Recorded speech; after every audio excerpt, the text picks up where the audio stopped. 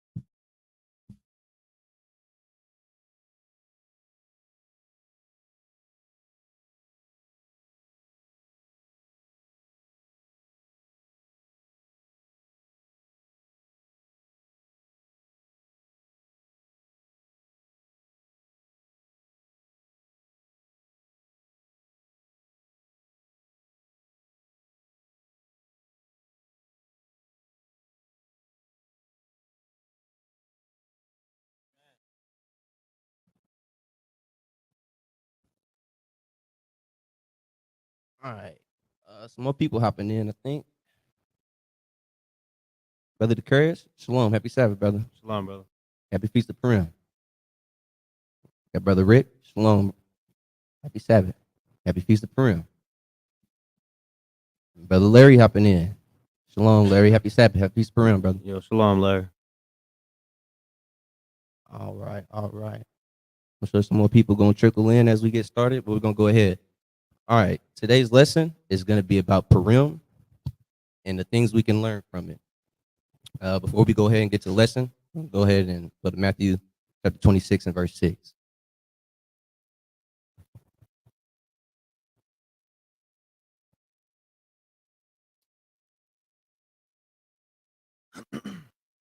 This is Matthew chapter 26 and verse 6. Now, when Jesus was in Bethany in the house of Simon the leper, there came unto him a woman having an alabaster box of very precious ointment, and poured it on his head as he sat at meat. But when his disciples saw it, they had indignation, saying, To what purpose is this waste? For this ointment might have been sold for much and given to the poor. When Jesus understood it, he said unto them, Why trouble ye the woman? For she hath wrought a good work upon me. For ye have the poor always with you, but me ye have not always. For in that she hath poured this ointment on my body, she did it for my burial. Verily I say unto you, wheresoever this gospel shall be preached in the whole world, there shall also that this woman hath done be told for a memorial of her. So just like this woman, we want to remember to be selfless and not selfish and keep the body of Christ first. I'm going to go ahead and give you the structure for the lesson today. We're going to break it down into about 3 parts. We'll go into the history of Purim, how it came about, things to remember while we're celebrating Purim, and then lessons we can learn from our forefathers. So I'm going to go ahead and go to the book of Zephaniah chapter 2 and verse 1.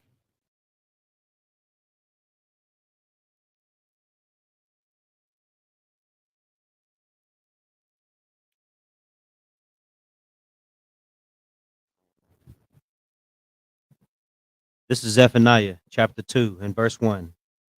Gather yourselves together, yea, gather together, O nation not desired. So we are told by the Most High to gather ourselves together, O nation not desired, because we are hated for his name's sake and his only begotten son's name's sake. So it's important to get together and be around brethren, chiefly on the high holy days, the Sabbath days. So then we're going to go to the book of Ecclesiastes, chapter 33 and verse 7.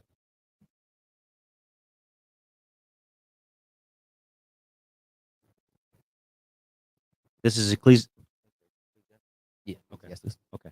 This is Ecclesiasticus chapter 33 and verse 7. Why doth one day excel another, when as all the light of every day in the year is of the sun? So people who may not know these laws, statutes, commandments, when you tell them about these feast days, they might ask, why is it important to keep these feast days? Continue on reading. By the knowledge of the Lord, they were distinguished, So because the Most High said so, because he ordained it, it was distinguished to be. Continue reading. and he altered seasons and feasts.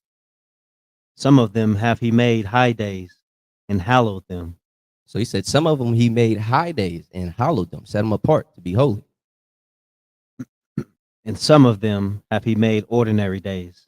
And some of them is just your regular day. Yeah, keep reading, please. And all men are from the ground. Excuse me. And all men are from the ground, and Adam was created of earth. Yeah, keep reading. We're gonna go out and read down to verse 15. My bad. Okay. And much knowledge the Lord hath divided them, and made their ways diverse. Some of them hath he blessed and exalted, and some of them hath he sanctified, and set near himself. Okay, so he said some of these days he's exalted and set near to himself. So when we take part of these days, that means you're getting closer to the Most High. So you read it? But some of them hath he cursed and brought low, and turned out of their places.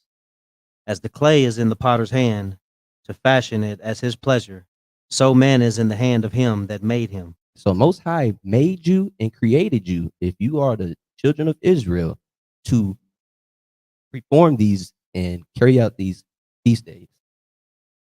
To render to them as like of him best.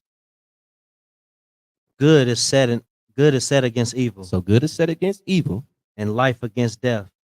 So is the godly against the sinner, and the sinner against the godly. So look upon all the works of the Most High, and there are two and two, one against another. So it says to look on all the works of the Most High, and there are two or two, one against another. It said it was life and death, and good and evil, right? Two and two. So we're going to go to the book of Deuteronomy, chapter 30 and verse 15. It's a choice you have to make. And keeping these feasts is one of those. This is the book of Deuteronomy, chapter 30, and verse 15. See, I have set before you, excuse me. See, I have set before thee this day life and good, and death and evil. So he said, I set before you this day life and good, death and evil, two by two. You have a choice to make, right?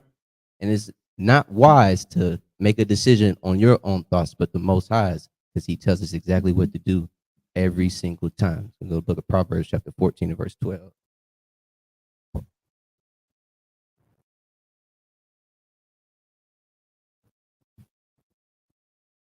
This is the book of Proverbs, chapter 14, and verse 12. There is a way which seemeth right unto a man, but the end thereof are the ways of death. So you might not think it's important to keep these feast days. You might not think it matters to get eternal salvation to keep these feast days. But your ways is what's going to lead you into death. So keep these feast days and choose life, Israel. And with that being said, we're going ahead and get to the class. Go ahead and go to the book of Esther. I'm going to start at chapter 1 and verse 1.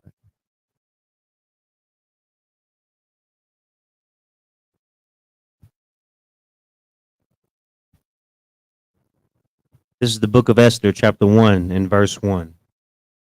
Now it came to pass in the days of Ahasuerus, this is Ahasuerus which reigned from India even unto Ethiopia over 127 provinces, that in those days when the king Ahasuerus sat on the throne of his kingdom, which was in Shushan, the palace, in the 3rd year of his reign, he made a feast unto all his princes and his servants.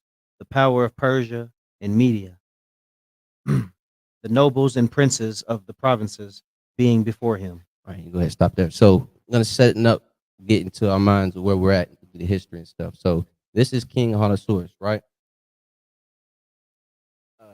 We're gonna go ahead and jump to verse 10.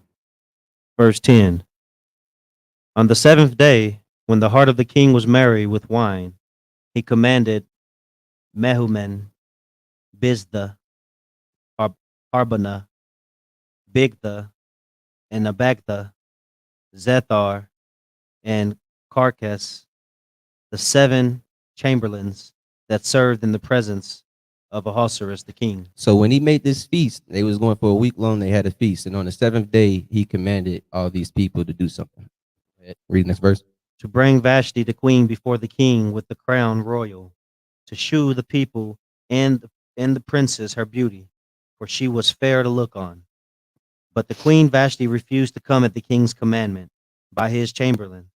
Therefore was the king very wroth, and his anger burned in him. So whenever the king gave an order for these men to go ahead and bring up his wife, his queen, she refused. She said, "No, I don't want to come." Right? We're gonna go to verse 16 now. Verse 16. And Memucan answered before the king, and the princess Vashti the queen hath not done wrong to the king only, but also to all the princes, and to all the people that are in the provinces of the king Ahasuerus. For this deed of the queen shall come abroad unto all women, so that they shall despise, their husbands in their eyes, when it shall be reported. The king Ahasuerus commanded Vashti the queen to be brought in before him, but she came not. So when she told him, "No, I don't want to come," all of his chamberlains and people around him said, "Hey, we got to do something about this. We can't let this slide. She's setting a bad example for the people of our nation." Right? So they came up with a plan or a judgment for it. I'm going to go to verse 19. Verse 19. If it please the king, let there go a royal commandment from him, and let it be written among the laws of the Persians and the Medes, that it be not altered, that Vashti come no more before King Ahasuerus, and let the king give her royal estate unto another that is better than she. So basically, they said, kick her out the house and bring in somebody who's better, more fair, and woman-like than her. Right? Verse 22. Verse 22. For he sent letters unto all the king's provinces, into every province according to the writing thereof, and to every people after their language, that every man should bear rule in his own house, and that it should be published according to the language of every people. So then after this was happened, they made sure that they doubled down on making an example for the nation of their people, right? I'm going to go to chapter 2. I'm going to go to verse 5. This is chapter 2. This is Esther chapter 2 and verse 5. Now in Shushan the palace there was a certain Jew, whose name was Mordecai, the son of Jair, the son of Shimei, the son of Kish, a Benjamite. So we got a brother, Mordecai, who is from the tribe of Benjamin during this captivity, right? Go to verse, continue reading. Verse 6, who had been carried away from Jerusalem with the captivity, which had been carried away with Jeconiah, king of Judah, whom Nebuchadnezzar, the king of Babylon, had carried away. And he brought up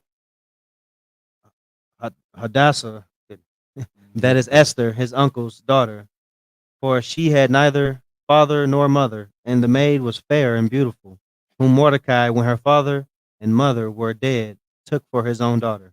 So during this time, there's a brother named Mordecai who has a cousin named Esther, right? Verse 9. Verse 9. And the maiden pleased him, and she obtained kindness of him, and he speedily gave her things for purification, which such things as belonged to her, and 7 maidens which were meet to be given her out of the king's house. And he preferred her and her maids unto the best place of the house of the women. So whenever that letter went out, Mordecai had brought his cousin Esther up there to be presented to the king to be chosen. right? And the king was very well pleased with Esther. Verse 17. Verse 17. And the king loved Esther above all the women, and she obtained grace and favor in his sight more than all the virgins, so that he set the royal crown upon her head and made her queen instead of Vashti. So this is how Esther came about to be queen, right? I lost my train of thought. So this is how Esther came about to be queen, right? Now we'll go ahead and jump to chapter 3 and verse 1. This is Esther chapter 3 and verse 1. After these things did King Ahasuerus promote Haman, the son of Hammedatha, the Agagite, and advanced him, and set his seat above all the princes that were with him. So there's this man named Haman, an Agagite, which is an enemy of Israel, hate us perpetually, right? He set him up next to the king, basically his second hand man, right? Go to verse 6. Verse 6.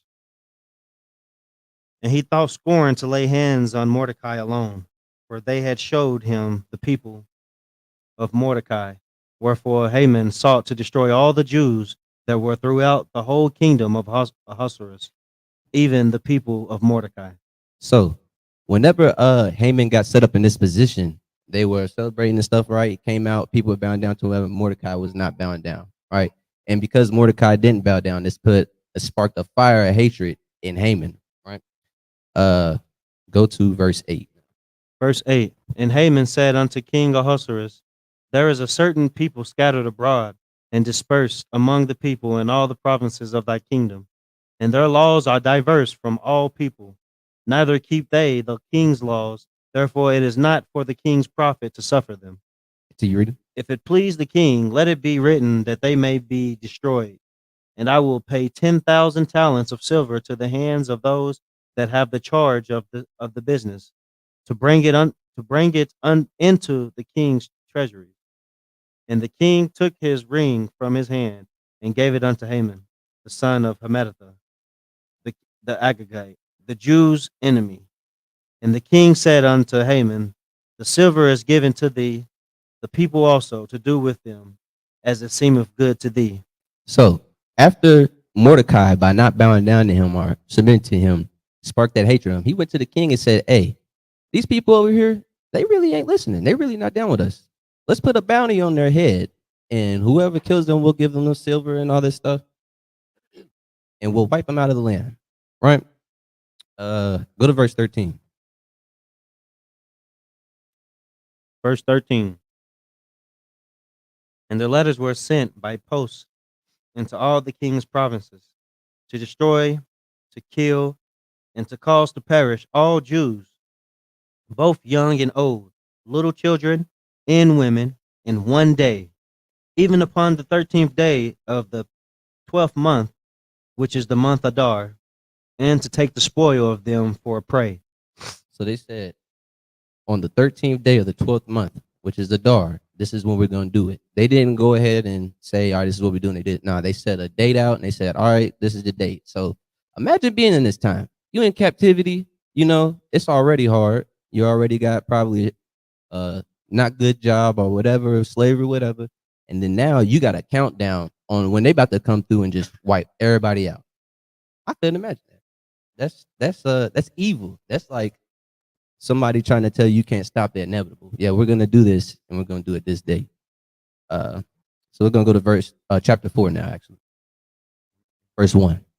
This is Esther chapter 4 and verse 1. When Mordecai perceived all that was done, Mordecai rent his clothes and put on sackcloth with ashes, and went out into the midst of the city and cried with a loud and a bitter cry. Like I said, I couldn't imagine that. I could imagine just being told, yeah, this is your death date. This is when you're gonna die, because we're gonna come through and wipe all y'all out. Old, young, women, don't matter. Jump to verse 4. Verse 4. So Esther's maids and her chamberlains came and told it her.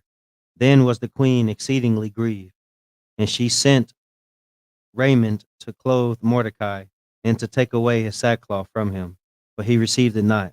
So when Esther seen, or not seen because she had to be told about it, but when she heard that her cousin Mordecai was out there crying and his heart basically broken, she tried to lift him up, give him a gift, give him some new clothes, make him get his spirits up a little bit, right?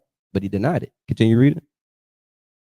Then called Esther for Haddock, one of the king's chamberlains, who he had appointed to attend upon her, and gave him a commandment to Mordecai to know what it was and why it was. So Haddock went forth to Mordecai unto the street of the city which was before the king's gate, and Mordecai told him of all that had happened unto him, and of the sum of the money that Haman had promised to pay to the king's treasuries for the Jews to destroy them. So Esther don't know nothing about this, right? So you gotta remember, Esther is in the mansion or wherever the king is at, right? Because she's the queen now. She's his property now. She don't know nothing about this. She don't know this decree that's been sent out through all the land. So Mordecai had to let her know through that through the messenger that they had, right? So you reading. Also, he gave him the copy of the writing of the decree that was given at Shushan to destroy them, to shew it unto Esther, and to declare it unto her, and to change her that she should go in unto the king to make supplication unto him, and to make requests before him for her people. So she even gave him the letters that was sent out, so she would know that it's true. She's like, "Hey, this is a for sure thing. This is why I'm like this. This is what's really going on." Um, Verse 9. verse 9. Continue reading.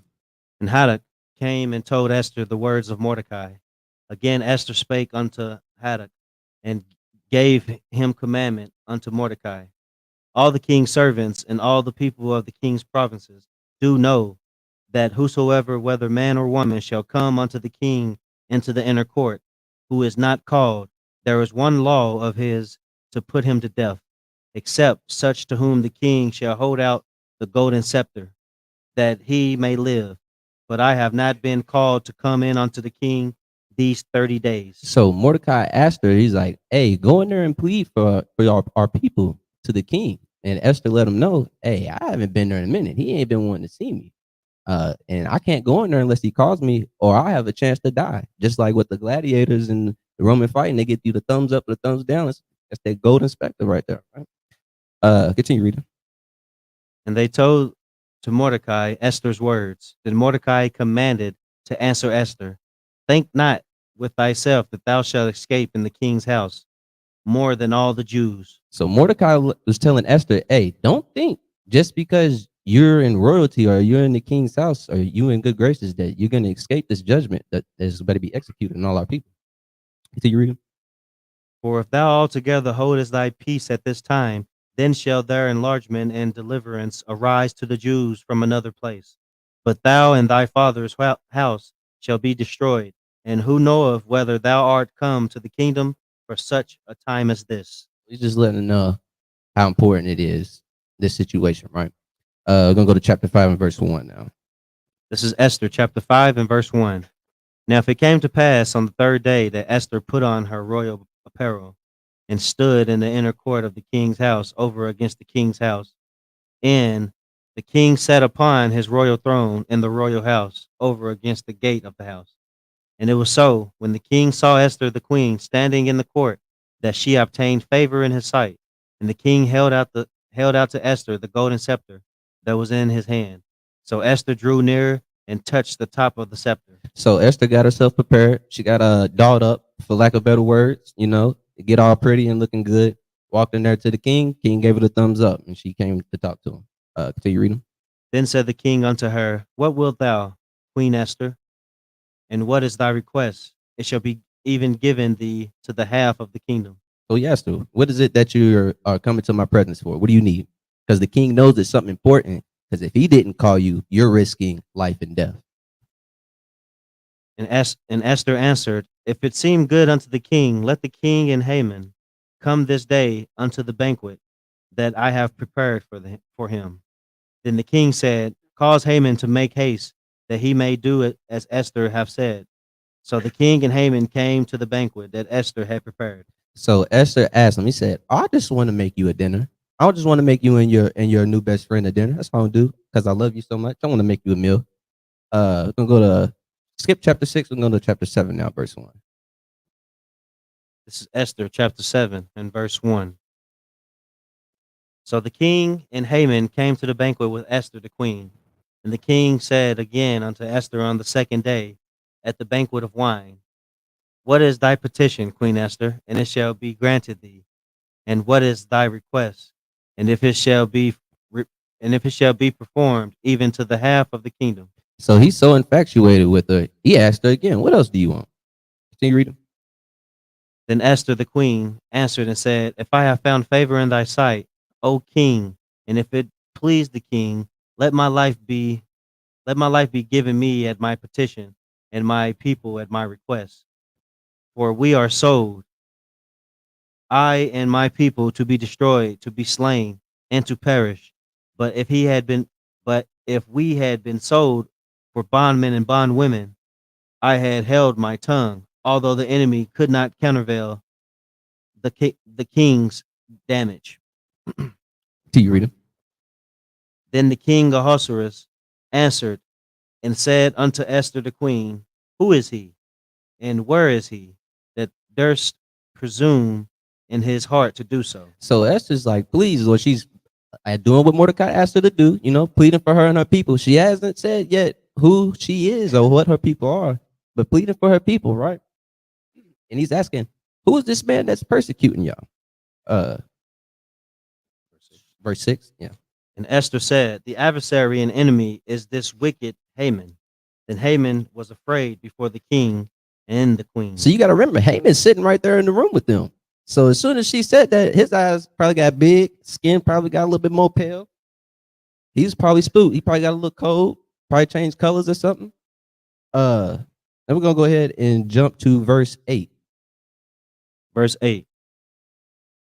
Then the king returned out of the palace garden into the place of the banquet of wine. And Haman was fallen upon the bed whereon Esther was. Then said the king, Will he force the queen also before me in the house? As the word went out of the king's mouth, they covered Haman's face. So when Esther said that it was Haman who was doing these things, the king stepped outside. He said, I got to get my thoughts together on what I want to decide to do. He came back in. While he was gone, Esther went to a room apparently, or wherever she was at, and Haman was following her, trying to basically be like, please don't do this. Please don't do this. Please.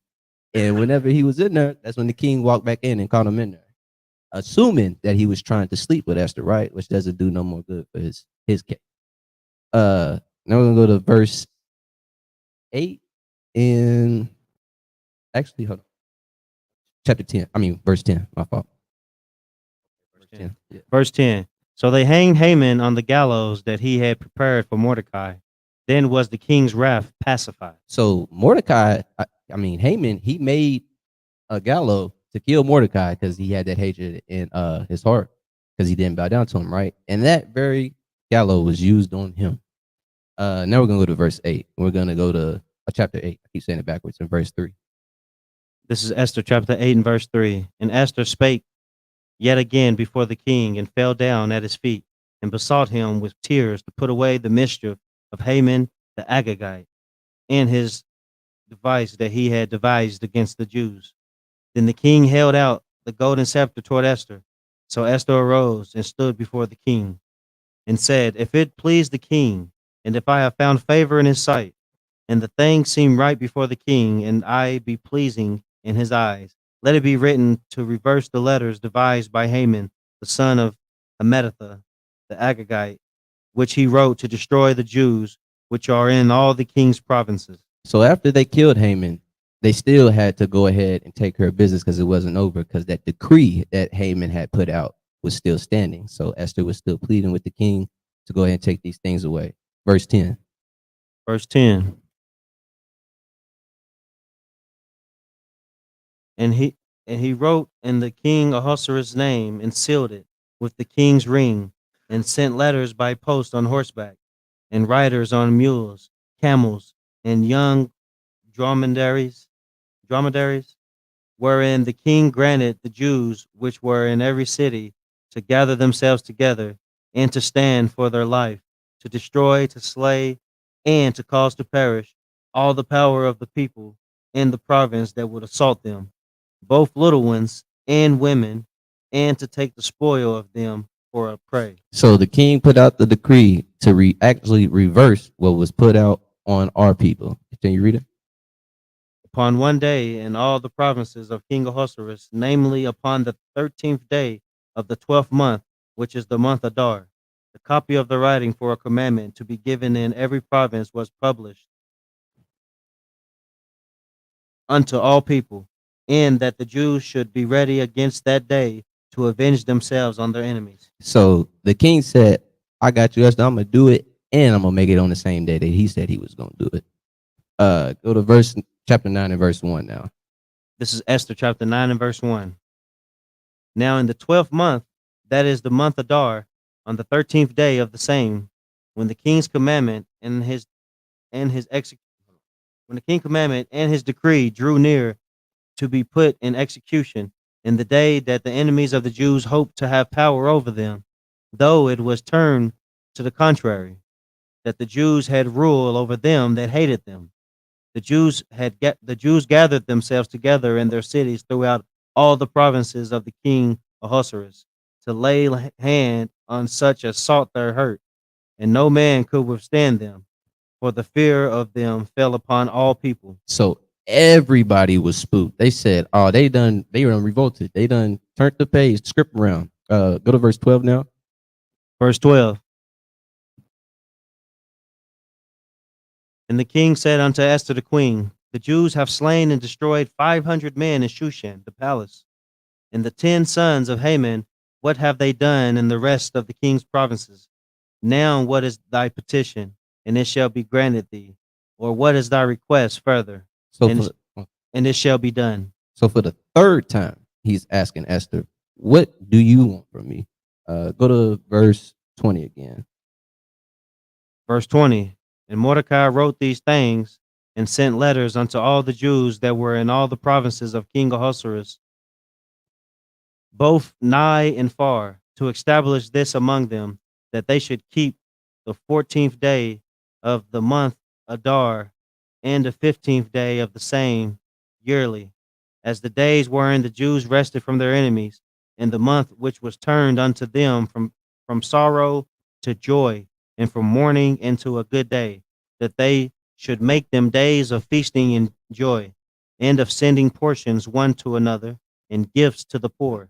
So the thing that Esther asked for, we skipped through it because we're skimming through. We're going to go back on some things when we get a little bit deeper into the lesson.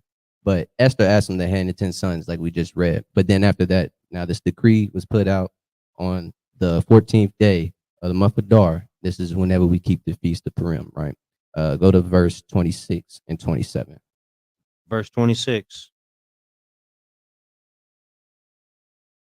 Wherefore they called these days Purim, after the name of Pur. Therefore, for all the words of this letter, and of that which they had seen concerning this matter, in which had come unto them, the Jews ordained and took upon them, and upon their seed, and upon all such as joined themselves unto them, so as it should not fail, that they would keep these 2 days according to their writing, and according to their appointed time every year. So they said, from now on, we're going to keep these days and we're going to call it the Feast of Purim. So that is a brief overview of how Purim came about and a little bit of history of going into it. Take a look at the chat a little bit, see who else jumped in. And we know that I believe Pur means to cast lots. So as I said, this was a month that was meant to be a month of mourning. So it was meant that we will remember these days where Haman, which is the second hand man to King Ahasuerus, put out a decree to destroy all the Jews. And had not Mordecai intercepted that message and brought it unto his, I guess you could, so-called adopted niece or daughter, that and her being put in position. I like to think of this story as in Joseph. You know how Joseph had to. It seemed like he was going through tribulation, but he was just being put in place to be able to help his people. And it's kind of the opposite with Esther. I mean, she was living in grace and in a palace and living real good, but her not being in that position, her people would be destroyed, and it'll be a day of mourning. But instead, through the power of the Most High, that message being intercepted, and the great man Mordecai being able to used as chess pieces, I guess that you would say. Here we are today, and we remember them by commemorating these days throughout all our generations. So this isn't necessarily a feast day commanded by the Most High, but it's a day in which had Mordecai and Queen Esther not did what they did, then we wouldn't be able we wouldn't be here. So we remember them, and it was a decree that all the people would keep it. Let's see. Uh, Sister, shalom. Happy Sabbath, happy feast. Go ahead, catch everybody up that hop in. Katrina, shalom. Happy Sabbath, happy feast. In the building and online. And I think it was everybody jumped in.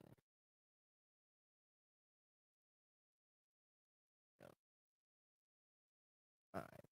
All right, we're gonna go ahead and jump into the next branch of this lesson. Things to remember while we are celebrating Purim, right?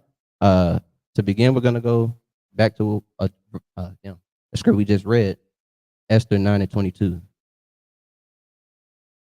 This is Esther chapter 9 and verse 22.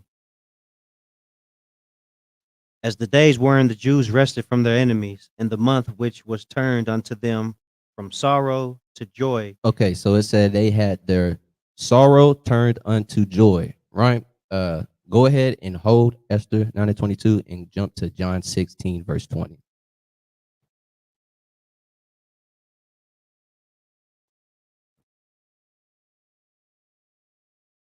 This is John chapter 16 and verse 20.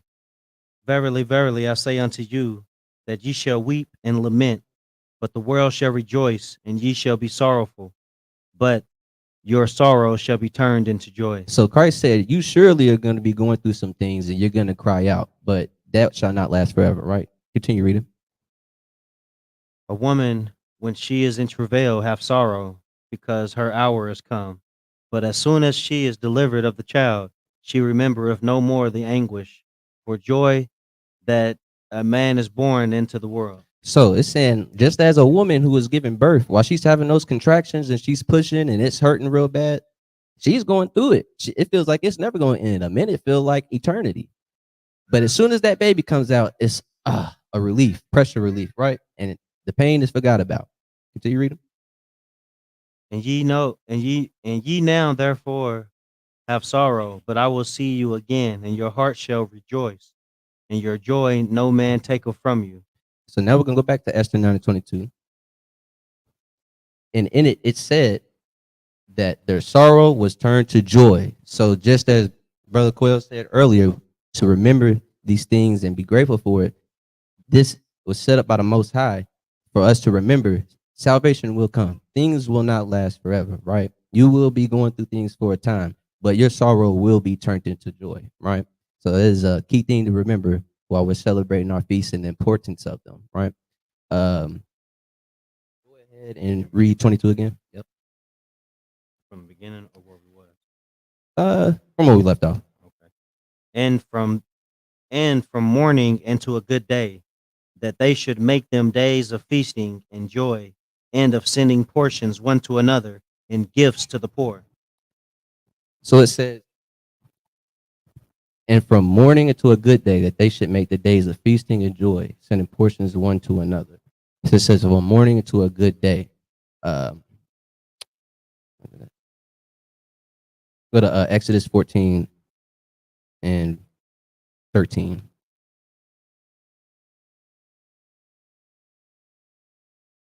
This is Exodus chapter 14 and verse 13. And Moses said unto the people, fear ye not, stand still and see the salvation of the Lord, which he will shew thee, which he will shew to you today. For the Egyptians whom ye have seen today, ye shall see them again no more forever. So Most High said, Moses said, stand back and see the salvation of the Lord. So salvation is destruction of the enemies. So back in verse 22 of Esther, it said it gave them rest from their enemies. This is to remember one day, Israel, we shall have rest from our enemies, and we shall be in the kingdom again, and we shall stand back and watch the salvation of the Lord happen when Christ comes back in return. I'm gonna go back to Esther 9:22 again. I'm gonna reread it.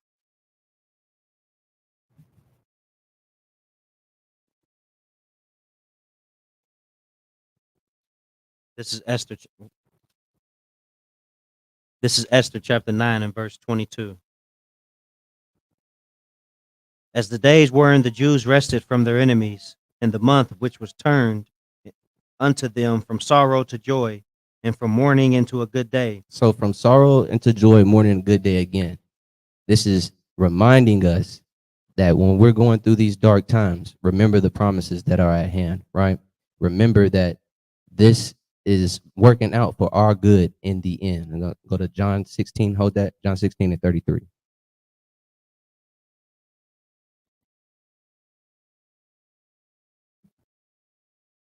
This is John chapter 16 and verse 33. These things I have spoken unto you, that in me ye may have peace. In the world ye shall have tribulation, but be of good cheer. I have overcome the world. So again, Christ is saying, I've spoken to you that you might have peace. So remember, take peace in these words, take peace in these feasts, and the remembrance of these things, that our salvation will come, to remind us to be that light in these dark times, right? I'm gonna go back to Esther 9 and 22 again. Using Esther 9 and 22 a lot right now. This is Esther chapter 9 and verse 22. As the days wherein the Jews rested from their enemies, in the month which was turned unto them from sorrow to joy, and from mourning into a good day, that they should make them days of feasting and joy, and of sending portions one to another and gifts to the poor. So it says, and sending portions one to another and gifts to the poor, right? So that unity, sincerity, and reminding us the simplicity in Christ, right? Not in Christ, simplicity in the Most High's laws. Go to Matthew 22 and verse 37. Matthew what? 22 and verse 37. Rick said Mordecai loved his people more than money, cars, and clothes. No. And that's the spirit we all should have, right? This is Matthew chapter 22 and verse 37. Jesus said unto him, Thou shalt love the Lord thy God with all thy heart, and with all thy soul, and with all thy mind. This is the first and great commandment, and the second is like unto it. Thou shalt love thy neighbor as thyself. So it says, Thou shalt love thy neighbor as thyself, right? Until you read it. On these two commandments hang all the law and the prophets. So on these two don't mean that that's all you got to do and you got to keep laws, but it's saying if you can do these two, then majority of laws are going to be easy for you to execute. So going back to Esther 9 and 22, it says that we also were sending portions to one another and gifts to the poor because we were loving one another as ourselves, right?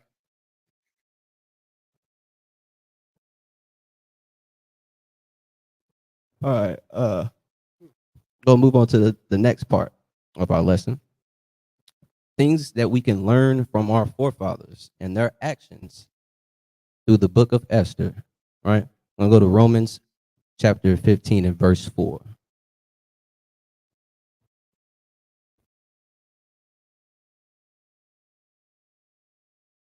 This is Romans chapter 15 and verse 4. For whatsoever things were written aforetime were written for our learning, that we through patience and comfort of the scriptures might have hope. Shalom.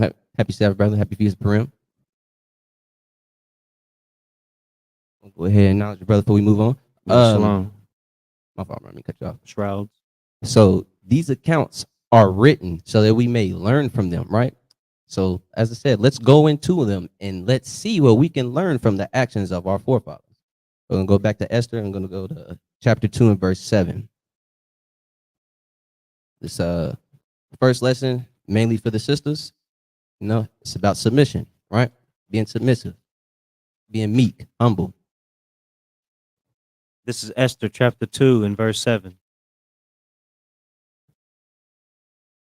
And he brought up Hadassah, that is Esther, his uncle's daughter, for she had neither father nor mother, and the maid was fair and beautiful, whom Mordecai, when her father and mother were dead, took for his own daughter. So Esther wasn't doing her own thing. She didn't have a father. She didn't have a mother, but she had a cousin. Again, that's his uncle's daughter. That's his cousin. That's her cousin.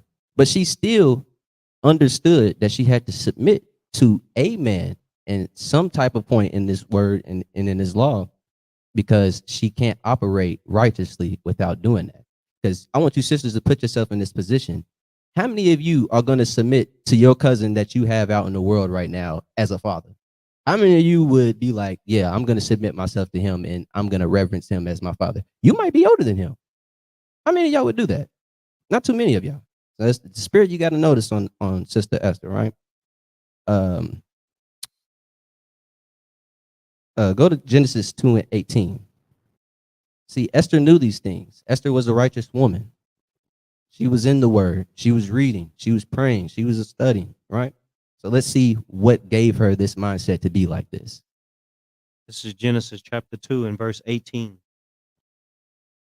And the Lord God said, "It is not good that the man should be alone. I will make him and help meet for him." A what? And help meet for him. A help meet. Guess what, sisters? You can't help nobody if you ain't submitted to somebody. How can you help somebody? How can you be what you were created for if you're not submitting to a man, whether it be husband, father, brother, cousin, etc., downline, next of kin, or what it may be, right? Go to 1 Corinthians chapter 11, verse 8. Esther understood the order of things. She understood her role, and she played it to a T. She executed it very well. This is 1 Corinthians chapter 11 and verse 8. For the man is not of the woman, but the woman of the man. So the man is not of the woman is of the man.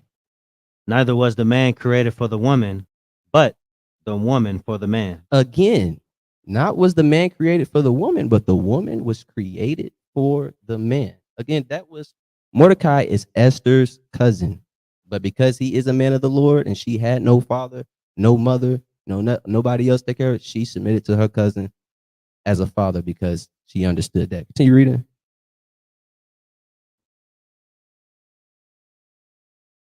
Verse 10. Verse 10.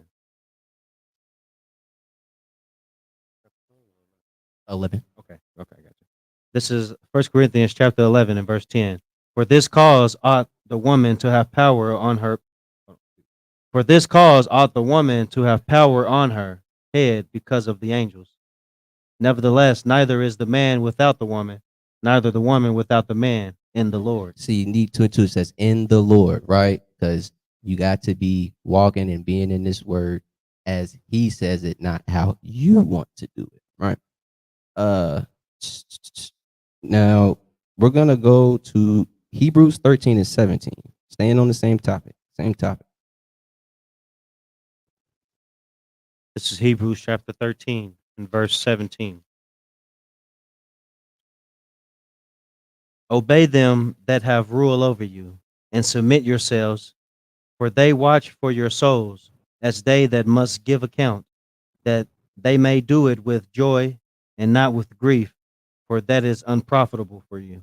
So it says, submit yourself to those who have rule over you. Now we're talking about women being submissive to this. Is also the brothers, whoever your elder may be, whoever your leadership may be. It goes for you as well. Submit yourself. Why? Because they are looking out for you and your best interest, right?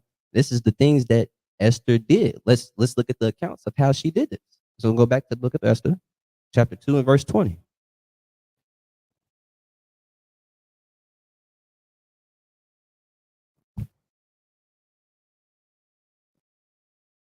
This is Esther chapter. Start at verse 7 first. My fault. This is Esther chapter 2 and verse 7.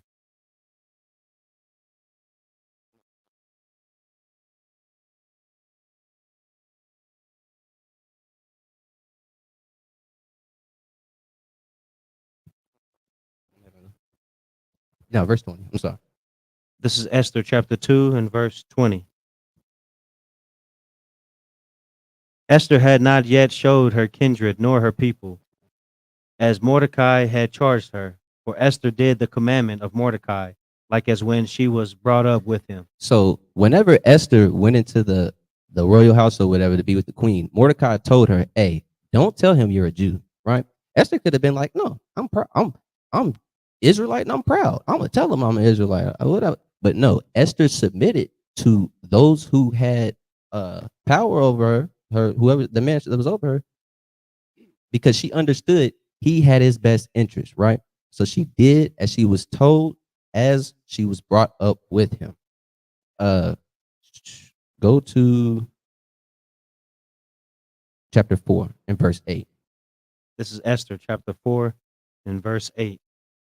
Also, he gave him the copy of the writing of the decree that was given at Shushan to destroy them, to show it unto Esther, and to declare it unto her, and to charge her that she should go in unto the king to make supplication unto him, and to make requests before him for her people. So again, whenever, like we read through our read through, our brief skim through of the history, whenever Mordecai was bewailing himself and mourning, and Esther sent out the messenger to find out what's going on with him, and Mordecai asked her to go and make petition to the king for Israel, she did as she was told, right?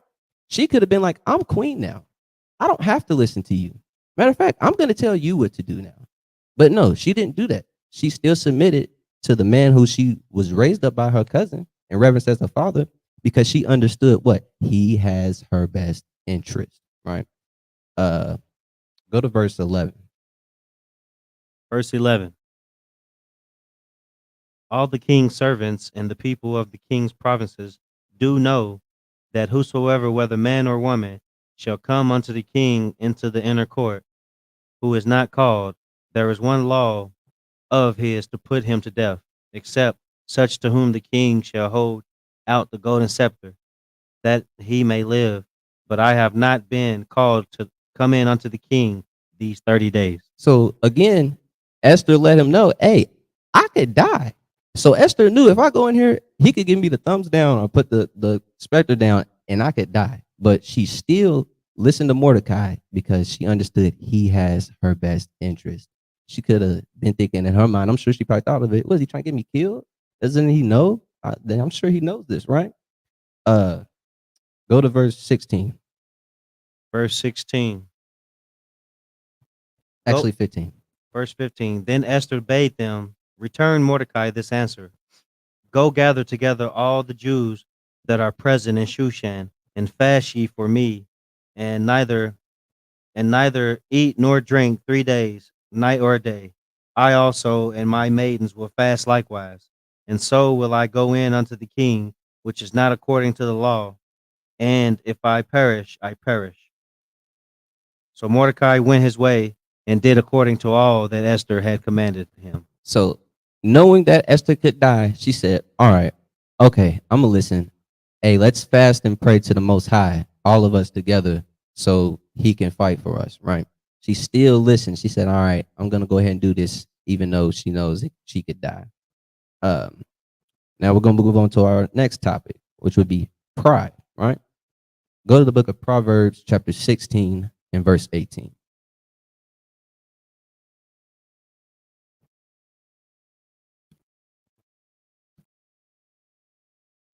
This is Proverbs chapter 16 and verse 18. Pride goeth before destruction, and an haughty spirit before a fall. So pride goeth before destruction, and a haughty spirit before a fall, right? So it wasn't our people who did this, but there's an example within the account of this, of somebody having pride. So let's go to Esther 6 and verse 7.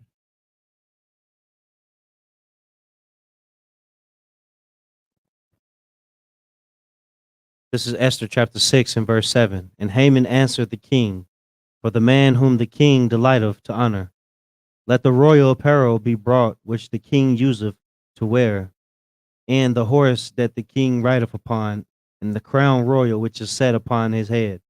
And let this apparel and horse be delivered to the hand of one of the king's most noble princes, that they may array the man with whom the king delighteth to honor, and bring him on horseback through the street of the city, and proclaim before him, Thus shall it be done to the man whom the king delighteth to honor. All right, so Haman, the man that the king Ahasuerus set up as his second-hand man, he basically came in there thinking the king was ready, you know what I'm saying, deck him out and praise him even more, right? That's why he came in. He was asking a rhetorical question because he thought it was him, all right? So you read him? Then the king said to Haman, "Make haste and take the apparel and the horse, as thou hast said, and do even so to Mordecai the Jew that sitteth at the king's gate. Let nothing fail of all that thou hast spoken." Right. So then the king let him know, hey, all right, bro, go ahead and go give Mordecai all that stuff, man, because that's what I'm talking about. Man, that hit Haman right in his heart, right? So you reading? Then took Haman the apparel and the horse, and arrayed Mordecai, and brought him on horseback through the street of the city, and proclaimed before him, "Thus shall it be done unto the man whom the king delighteth to honor." And Mordecai came again to the king's gate, but Haman hasted to his house mourning, and having his head covered. And Haman told Zeresh his wife and all his friends everything that had befallen him. Then said his wise men and Zeresh his wife unto him, "If Mordecai be of the seed of the Jews, before whom thou hast begun to fall, thou shalt not prevail against him, but shalt surely fall before him." So after Mordecai had to go do and execute what the king said, he had to take all the jewels and gold and nice clothes to Mordecai, the man who he hated, the man who caused him to want to send out that decree to kill all the Jews and deck him out. And again, it hit his heart. It pricked him because he had that pride, right? And then even his own people are letting him know, man, if this is Mordecai be the seed of the Jews, upon whom thou hast begun to fall, the man, he is the people of the man who you just got the king to put a decree to kill everybody.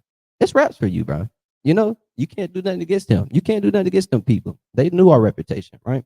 So he came in there with a prideful spirit, thinking the king was gonna puff him up even more, and he got tore down 10 times harder. I guarantee if he didn't come in there with that kind of spirit. Um, so we're gonna go back to Proverbs 16. I'm gonna read verse 19 now.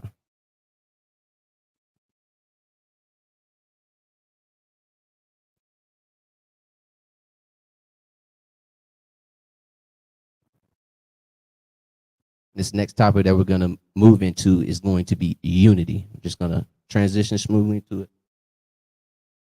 This is Proverbs chapter 16 and verse 19. Better it is to be of an humble spirit with the lowly than to divide the spoil with the proud. So scripture says, better is it to be lowly, to be of a humble spirit with the lowly than to divide the spoils with the proud, right? So in our account of Esther, Esther didn't have it in her mind, just like Mordecai told her, don't think you escaped this just because you in royalty, just because you're set up in a nice place, right? Remember your people. Remember where your people are at. Go to Hebrews 11 and 24. All right. We're going to see where Esther could have learned this spirit from, right? This is Hebrews chapter 11 and verse 24.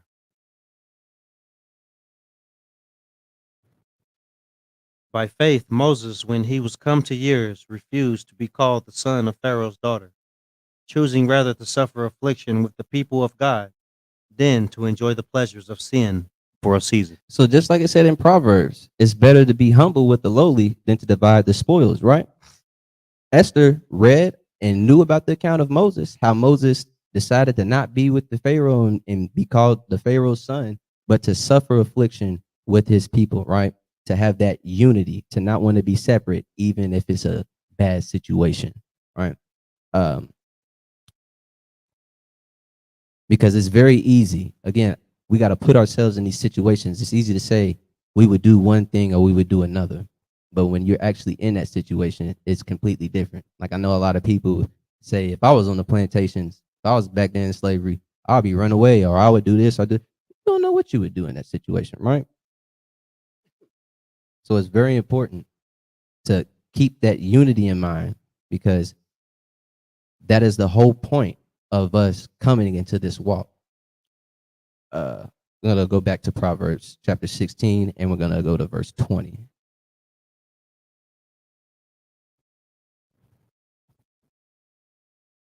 Hold it. This is Proverbs chapter 16 and verse 20. He that handleth a matter wisely shall find good, and whoso trusteth in the Lord, happy is he. The wise in heart shall be called prudent, and the sweetness of the lips increase of learning. So it says that he that handleth a matter wisely shall find good, and whoso trusteth in the Lord, happy is he. So we're going to transition to our next talking point, which is going to be faith, right? Having faith. Because as I just went into, it would be hard to have faith that executing and doing as the Most High says is going to get us out of situations. But she handled it wisely, talking about Esther, right? Because she was submitting to who in charge of her and not forgetting about her nation. We're gonna go to the book of rest of Esther, chapter 14. So she was put in a situation that's sticky that would be hard to handle, right? But let's see how Esther handled it wisely.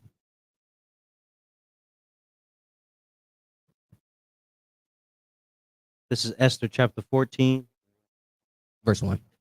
This is Esther chapter 14 and verse 1. Queen Esther also, being in fear of death, resorted unto the Lord, and laid away her glorious apparel, and put on the garments of anguish and mourning, and instead of precious ointments, she covered her head with ashes and dung, and she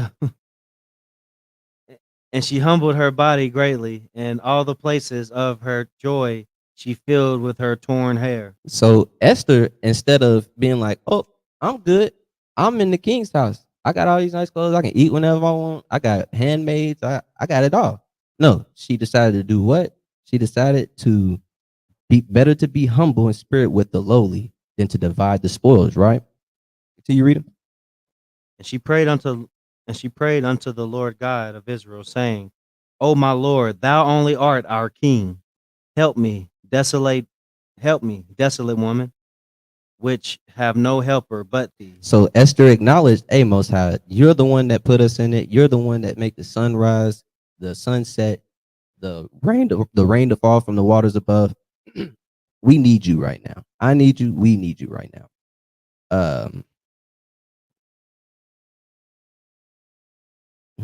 I'm losing my point right here. Hold on. All right. So by doing those things, as we went into before we got to this point, listening to Mordecai, who was in charge of her, right?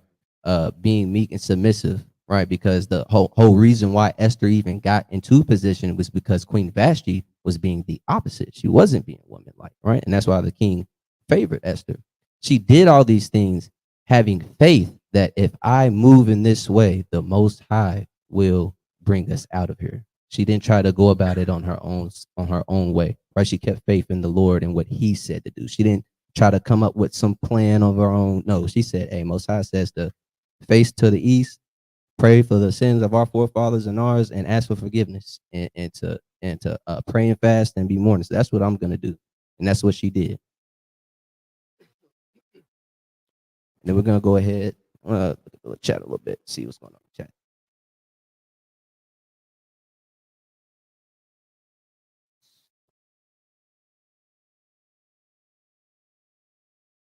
Mm-hmm. All right. All right, we're gonna go ahead and keep it rolling. We're gonna move into our next topic, which is selflessness, right? Selflessness. We're gonna book of Leviticus chapter 26 and verse 39.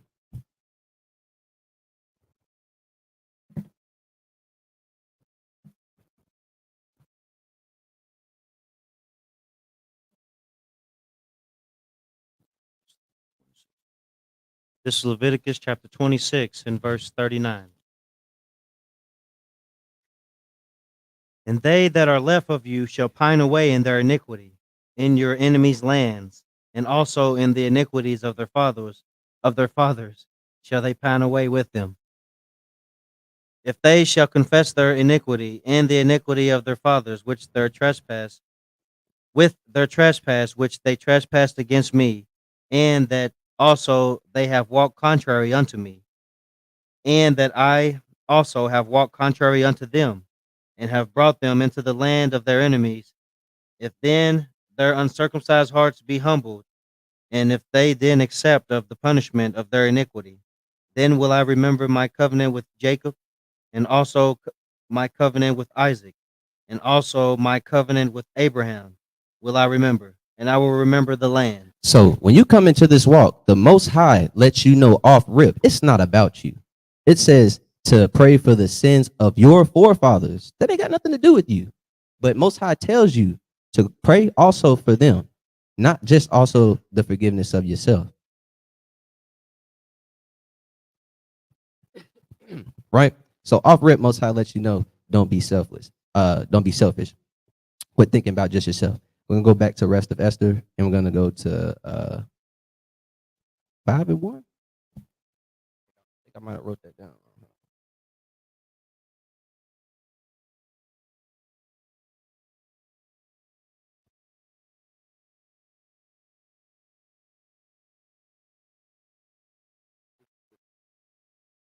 15:1. 15:1. I just forgot to put the one. I was about to say, there ain't no 5 in rest of.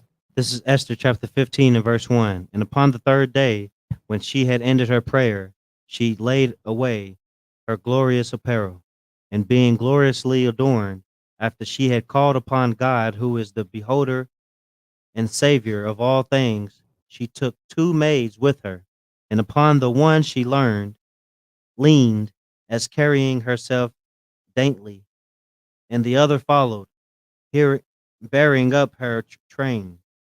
And she was ruddy through the perfection of her beauty, and her countenance was cheerful and very amiable, but her heart was in anguish for fear. So Esther said that after she got done praying, she went in, right, as a faith builder to pray because this is something she didn't want to do, right? So I'm sure she didn't want to do this because she could die, but she wasn't thinking of herself, right? She was thinking of her people. She was in her mind thinking one thing, but outside she was putting on uh basically a bolder face to say, lack of better words, for her people, so she can stand strong, right? And be have that courage to be selfless and not selfish. Uh,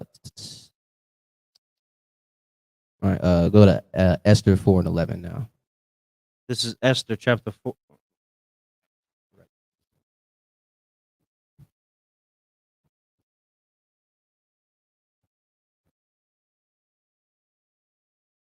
This is Esther chapter 4 and verse 11.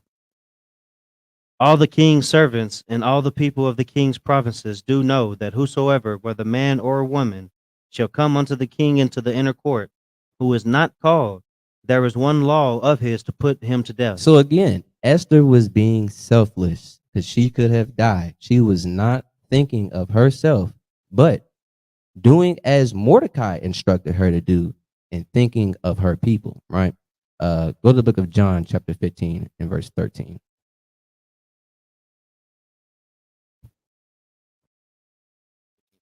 Yep. This is John chapter 15 and verse 13.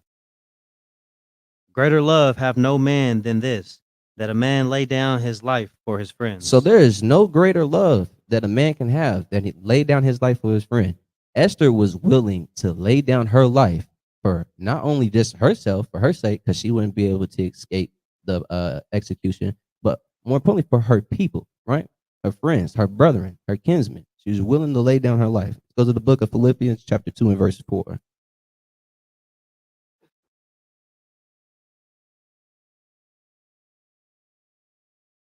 This is Philippians chapter 2 and verse 4. Look not every man on his own things, but every man also on the things of others. So Esther did not look on her own matters because she was all right. She was good. She was peachy, creamy good. You know what I'm saying? She was up top. She was at the royalty. She was getting all the nice things, but she didn't think of herself. She thought on all of her people, right? She was thinking about the rest of her people. So we got to keep in mind to be selfless as the sister Esther was. And we're going to go ahead and transition to our next topic, which is going to be understanding that God is in control of all things, right? We're going to go to the book of Daniel, chapter 2 and verse 21.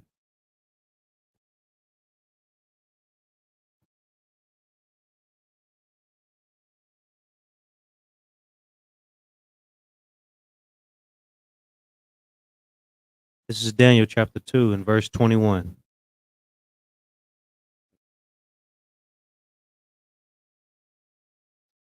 And And he changeth the times and the seasons. He removeth kings and setteth up kings. He giveth wisdom unto the wise, and knowledge to them that know understanding. So the Most High is the one that sets up people and puts people in positions, right? The kings and the rulers of this world. So understanding that, we must keep this in mind. Go to the book of 1 Peter chapter 2 and verse 12.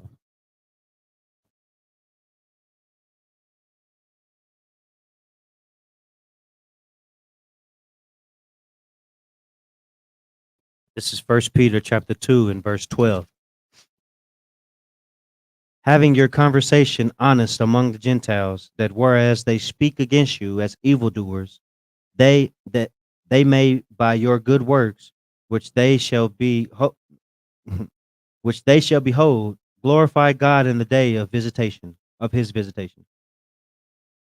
Submit yourselves to every ordinance of man for the Lord's sake, whether it be to the king as supreme, or unto governors as unto them that are sent by him for the punishment of evildoers, and for the praise of them that do well.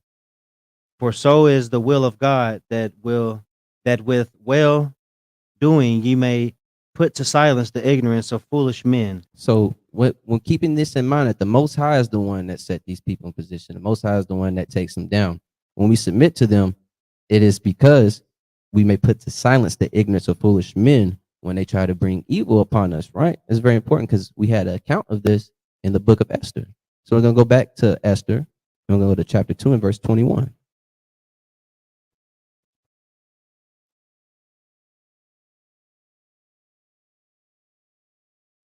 This is Esther chapter 2 and verse 21.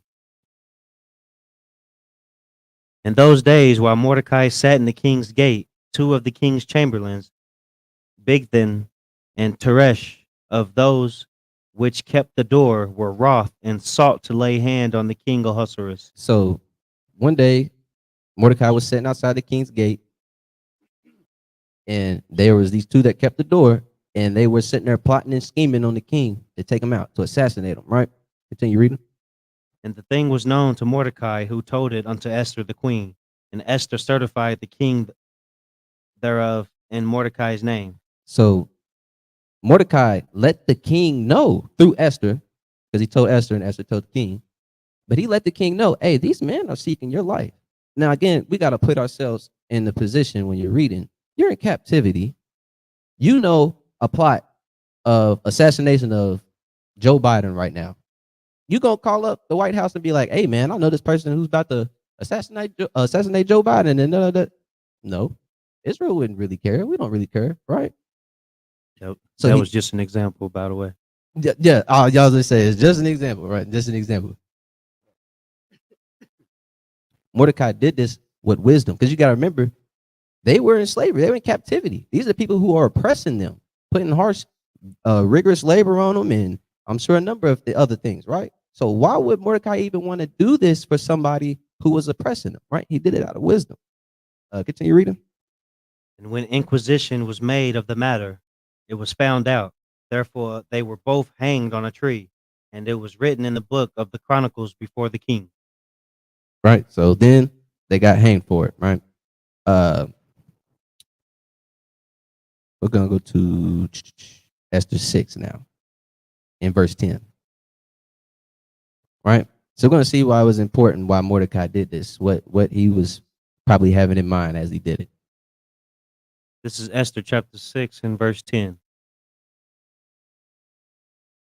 Then the king said to Haman, make haste and take the apparel and the horse, as thou hast said, and do even so to Mordecai the Jew that sitteth at the king's gate. Let nothing fail of all that thou hast spoken. So we got to remember, Haman got the king to put out a decree to kill all Jews, right? But the king was like, hey, go deck out that one Jew, Mordecai.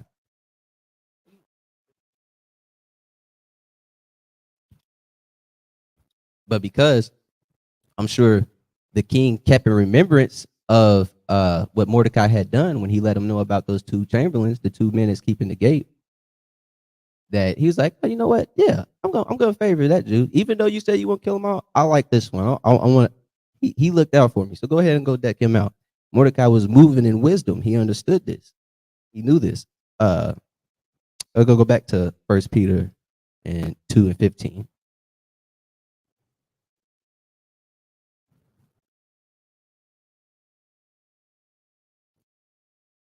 This is 1 Peter chapter 2 and verse 15. For so is the will of God, that with well doing ye may put to silence the ignorance of foolish men. So he kept his conversation. Let's say, keep your conversation honest among Gentiles. He was being honest. He said, "Yeah, I heard these two, and they was right." And because he did that, it put to silence the foolishness of the man that was trying to persecute their people. Right? It ended up flipping the script. Everything was turned back on his own head. He didn't get to execute the Jews. The Jews got to execute him and his sons. Oh yeah, go to Wisdom Solomon chapter 15 and verse 14. Right? So we got to understand Most High is the one putting these people in position who oppress and take over the world and do these things to us, right? Understanding the Most High is still in control. They're not in control. He is. This is the Wisdom of Solomon, chapter 15 and verse 14.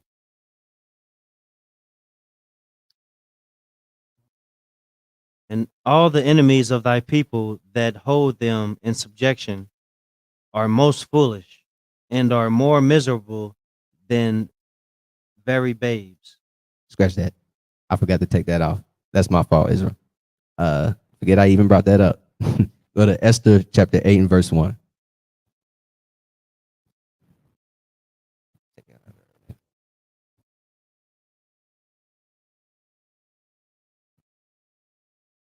This is Esther chapter 8 and verse 1. On that day did the king Ahasuerus give the house of Haman the Jews' enemy unto Esther the queen, and Mordecai came before the king, for Esther had told what he was unto her. And the king took off his ring, which he had taken from Haman, and gave it unto Mordecai, and Esther set Mordecai over the house of Haman. So again, the things that the king was given unto Haman, who was persecuting the Jews, right? Our people, he gave it all to Esther because Esther sat there and had faith in the Most High, understood that he was in control of all things and that he would be the one to do it. And she wouldn't have to do nothing but sit back and watch the salvation of the Lord happen. Go to verse 5. Verse 5. And said, if it please the king, and if I have found favor in his sight, and the thing seem right before the king, and I be pleasing in his eyes, let it be written to reverse the letters devised by Haman, the son of Hammedatha, the Agagite, which he wrote to destroy the Jews, which are in all the king's provinces. So through the same man that was persecuting Israel, I lost my train of thought. Hold on. So the same man that persecuted Israel ended up having all the things he devised turned on his head because our forefathers understood that God is the one in control. They are not in control. They are set up for our punishment. We are being punished. Let us turn back to the Most High with all our heart and our mind, our soul, and ask for forgiveness and ask him to save us as he has done time and time again, because he's the one who put us here to begin with. Then we'll go to the rest of Esther, chapter 16 and verse 19.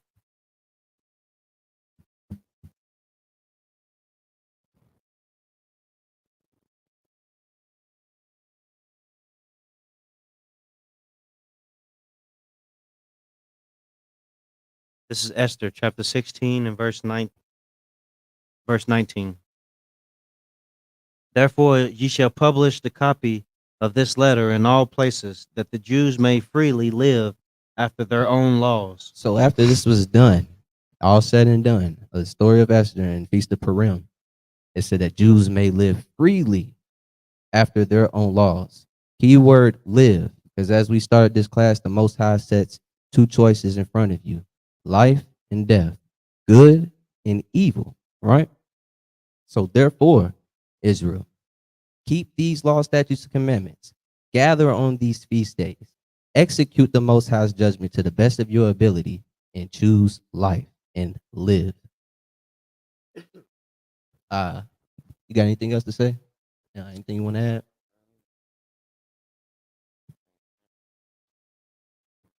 Come back. With that being said, I hope everybody enjoys the rest of their Sabbath and feast day, Feast of Purim. Again, happy Feast of Purim to everybody. I hope everybody was edified in one way or another, Lord's will, for the growth. Well, yeah. What I was gonna say. So an important lesson. Man, my lips. That drink. Yeah. But uh, what we could take away from this is that no weapon formed against the Lord's people shall prosper.